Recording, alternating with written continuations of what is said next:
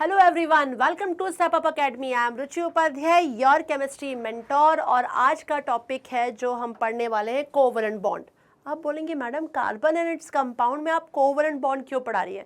बच्चों, covalent bond पढ़ाना बहुत ज़रूरी है और उसके पीछे रीज़न सिर्फ ये है कि मैंने लास्ट वीडियो में आपको समझाया था कि कार्बन जो होता है उसकी टेट्रावेलेंसी होती है और ना ही वो इलेक्ट्रॉन देता है ना वो लेता है। मतलब इट कांट गिव इलेक्ट्रॉन्स और टेक इलेक्ट्रॉन, है ना। It can share electron.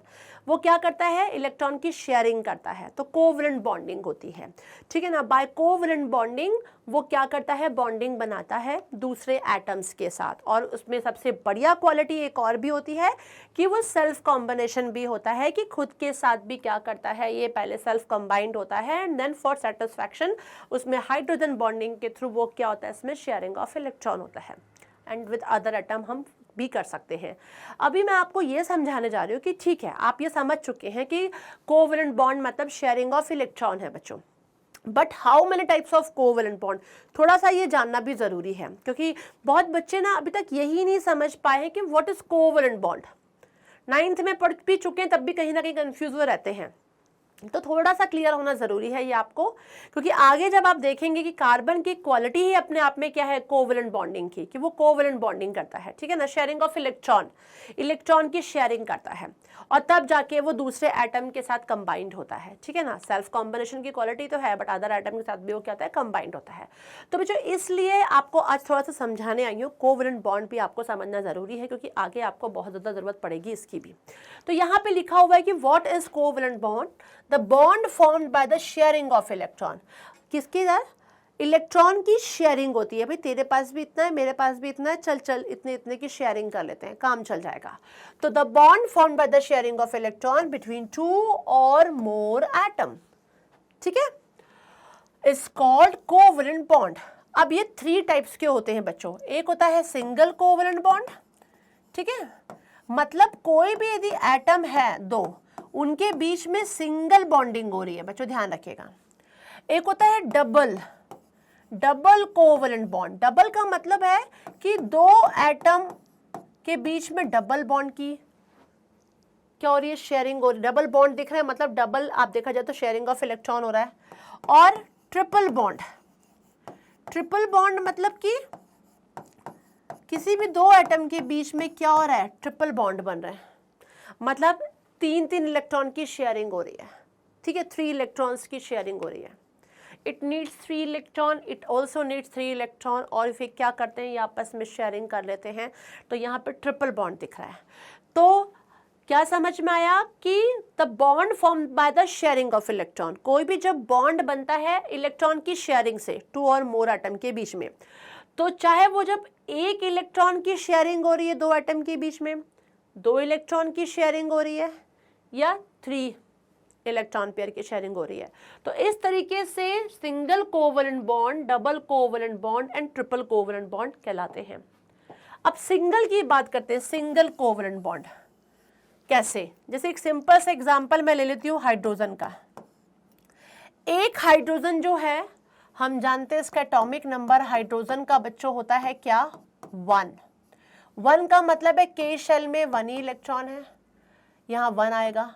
और होने कितने चाहिए, 2 होने चाहिए, बट 2 नहीं है, 1 है। इसका मतलब हमारे ये जो हाइड्रोजन है इसको 1 इलेक्ट्रॉन की ज़रूरत है। आउटर मोस्ट सेल में वैलेंस इलेक्ट्रॉन क्या है, 1 है, और के में 2 चाहिए, मतलब बेचारा स्टेबल नहीं है। तो अदर हाइड्रोजन देखा जाए उसके पास भी क्या है, 2 इलेक्ट्रॉन होने चाहिए, बट 1 है। तो यहाँ का हाइड्रोजन इसके साथ क्या कर रहा है, शेयरिंग कर रहा है बच्चों। मतलब हाइड्रोजन से शेयरिंग करके H2 बनाता है। आपको पता होगा मॉलिक्यूल्स ऑफ एलिमेंट पढ़े हैं आपने, है ना। तो ये सिंगल एलिमेंट के मॉलिक्यूल्स हैं। तो मॉलिक्यूल्स ऑफ सिंगल एलिमेंट, तो एक ही एलिमेंट जो है उससे बने हुए एक से ज़्यादा जब एलिमेंट हो जाए, एक ही एलिमेंट एक से ज़्यादा, ठीक है ना, समझ में आ रहा है। एक टाइप का जो एलिमेंट है, यहाँ हाइड्रोजन है, ये सिंगल एलिमेंट है, तो ये क्या है, हम इसको मॉलिक्यूल ऑफ एलिमेंट बोलते हैं। तो देखिए H2 बन रहा है, मतलब सिंगल बॉन्ड हो रहा है।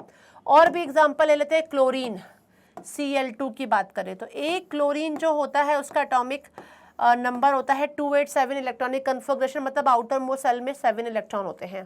तो Cl2 की बात करें तो दूसरे वाले में भी यही हालत है, 287 है, तो दोनों के पास 7 इलेक्ट्रॉन दिखाई पड़ रहे हैं। तो क्लोरीन जो होता है 1 2 3 4 5 6 7 यही चीज़ हो रहा है। और इधर भी देख लें तो क्या होगा 1 2 3 4 5 6 7। तो ये क्या करते हैं, एक एक इलेक्ट्रॉन की और शेयरिंग कर लेते हैं, तो इनका शेल कंप्लीट हो जाता है, 8 हो जाता है। ठीक है ना बच्चों, तो इस तरीके से होता है। तो ये सिंगल बॉन्ड हो गया। बात आती है डबल बॉन्ड की, कि डबल बॉन्ड किस में दिखाई पड़ता है।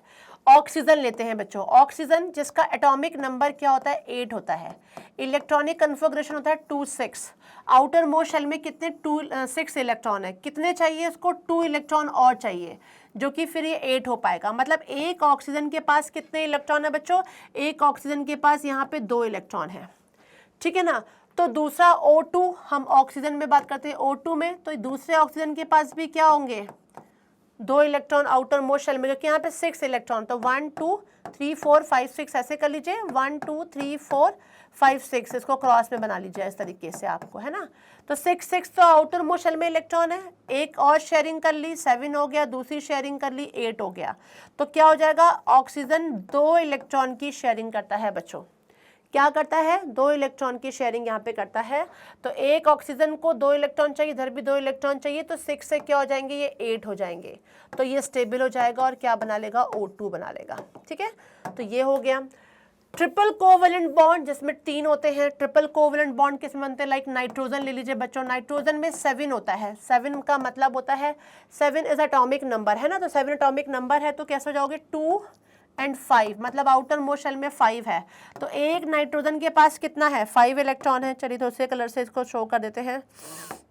हाँ, एक नाइट्रोजन के पास 5 इलेक्ट्रॉन, तो मैंने ये ले लिया 1 2 3 4 5, है ना।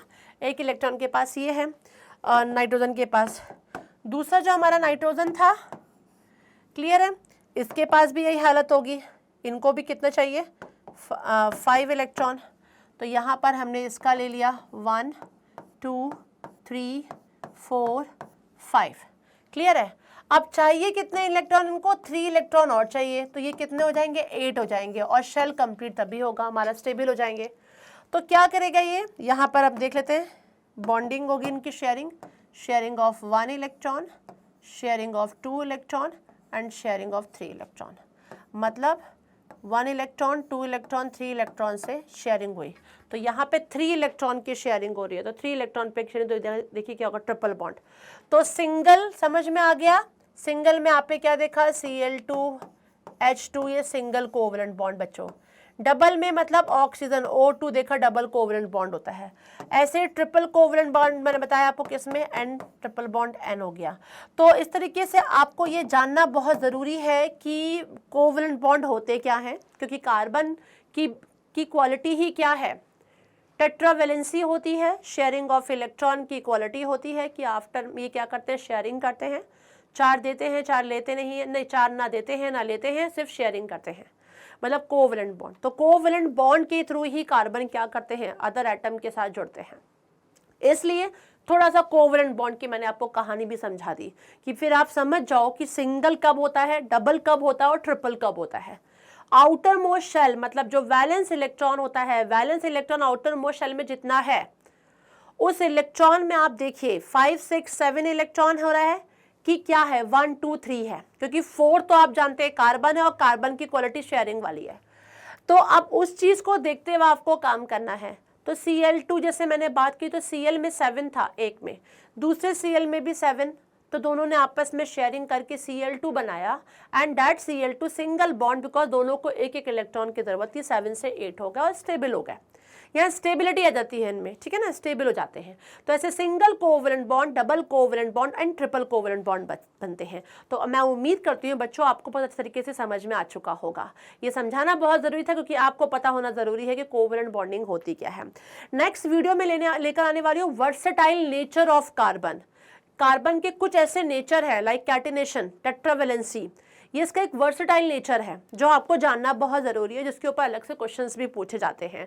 तो इसके लिए आपको करना क्या है, इसके लिए आपको करना है मेरे वीडियो को लाइक, सब्सक्राइब और बेल आइकॉन को क्लिक करके रखिए, तभी नेक्स्ट वीडियो का नोटिफिकेशन आपको टाइमली मिल जाएगा। Thanks for watching this, bye bye.